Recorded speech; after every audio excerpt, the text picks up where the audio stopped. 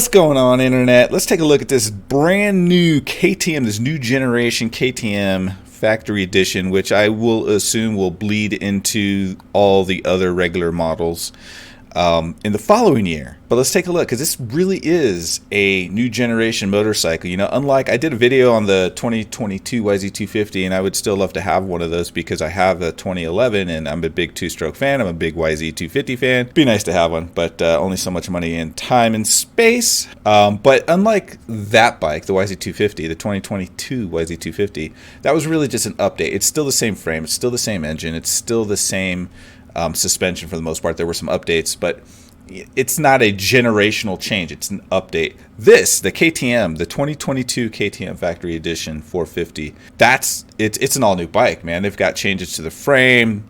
They've got changes to the engine, how it mounts into the frame. Lots of big changes. So let's just jump into it, take a look. There's a lot going on here, so I'm not going to sit here and talk about every little thing, but I'm going to pick out a couple of noticeables, and then I'm going to hit what I think is probably the biggest change to the motorcycle and the most interesting change to the motorcycle, because I think that change is attacking kind of the Achilles heel, if you will. And it's kind of funny to talk about this bike having an Achilles heel, because the reality is it's won almost all the championships in the last 6+ years, at least in the 450 class. Yeah, let's just jump right into the first thing. If you look at this picture, you'll notice there's some like winglets hanging off the back of the front fender, the portion of the front fender that's right by your radiator shrouds, radiator guards, the radiators. It's right by the radiators.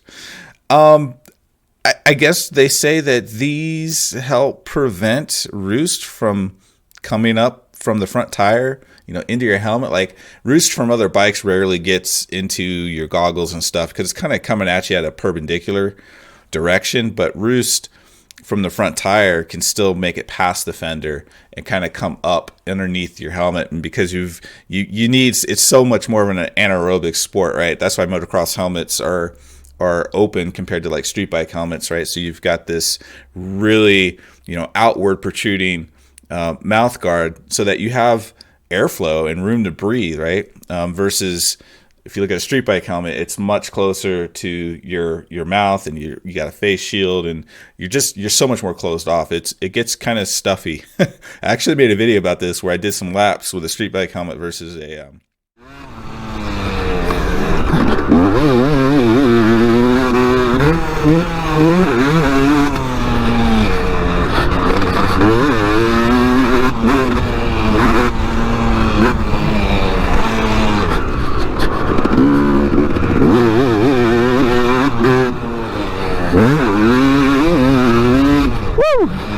Damn, it feels good. Not the helmet. Just riding again. A motocross helmet, and it's a noticeable difference even on a not such hot day. So I can't even imagine if like you're riding out in 90-degree weather. But the point is, these little winglets on the fender are supposed to help prevent that, but still not block cooling, airflow to the radiator. So whatever. I just find it interesting. I always admire KTM's attention to detail. They really do have a lot of attention to detail. And I guess maybe that's why some people can justify the extra cost of a KTM, because they do have a taste for the finer things in life, like winglets on your front fender. Look how clean this setup is with the seat. Like, there's no mounting bolts in the back at all. There's, from what I can see, only one mounting bolt up front by the gas tank. So it looks like they've got a mounting bolt into the gas tank. I mean, I love the super clean look. It reminds me of the 2022 YZ250, except their single mounting bolt was in the rear, which to me makes a little bit more sense. Like, I'd be a little bit afraid of catching my nutsack on that mounting bolt, or even like just like my pants maybe getting caught on an edge or something like that. So we'll see. Let's talk about what I think is the single biggest change to the motorcycle and attacks what I've always felt like is the weak point to the KTM, and that is what they call bump absorption.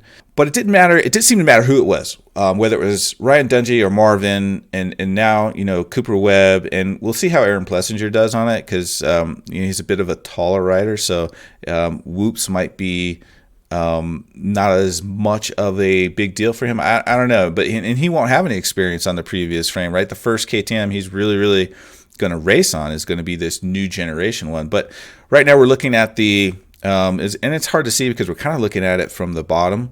But we're looking at a 2021 frame, and you'll notice that from the head stay all the way down to where the shock mounting point is, it's like one single tube, and then right below the shock mounting point, it splits into your two tubes for your left side and your right side, and then you've got your subframe and your swing arm down below that.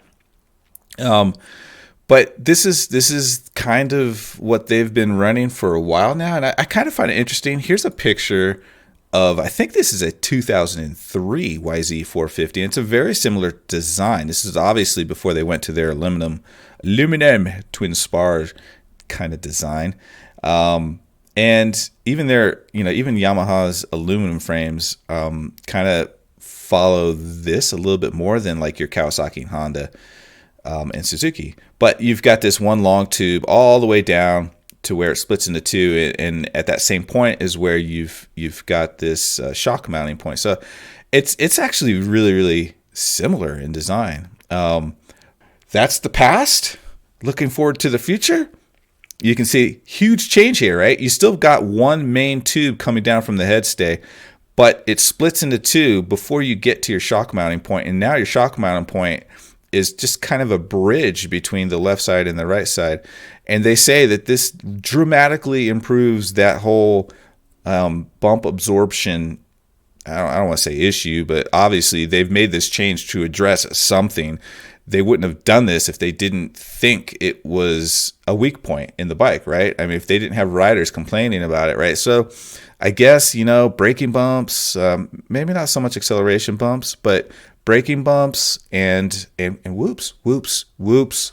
I'm telling you, across the board, KTM riders have struggled with whoop sections. I'm talking about those big gnarly whoop sections, the kind of whoop section that I would look at and just like my balls would just shrink up and I would just walk away. I was like, dude, don't even give me a motorcycle. I'm not even going to try that, right? Those kind of whoop sections, the one that send many riders packing into soil samples. And there's been exceptions. I remember one race last year where Cooper Webb was killing what everybody was saying was a super tough whoop section. So it's not every time, but there's, to me, those were the exceptions. And most of the time, KTM guys are struggling with the whoop. So I'm really interested to see if this change is really kind of just going to elevate all the KTM riders, except maybe Marvin, because he's historically really horrible with whoops, and I think he's in his last year. He's 32 years old, supercross only.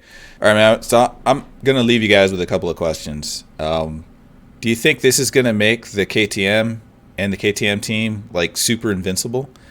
I still say, for the most part, no matter how awesome the bike is, a lot of it comes down to the rider and rider being comfortable on the bike. But I still feel like the whoop section was one of their Achilles heels, if you will.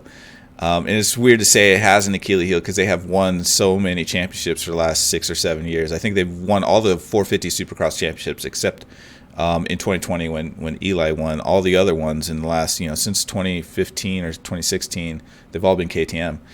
So it's weird to sit here and say, oh, they've got this Achilles heels. They suck in the whoops. While I do think they have historically sucked in the whoops, if this fixes that and even, let's say, even Marvin is now killing the whoop section, which I don't think is going to happen, but let's just say it does.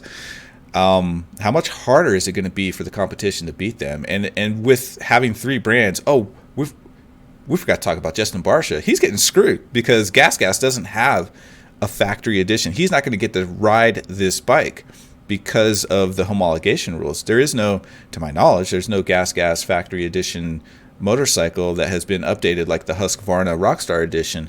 So Gas guys going to be riding last year's bike. All right, guys, keep the upside down. We'll see you in the next video. Bye.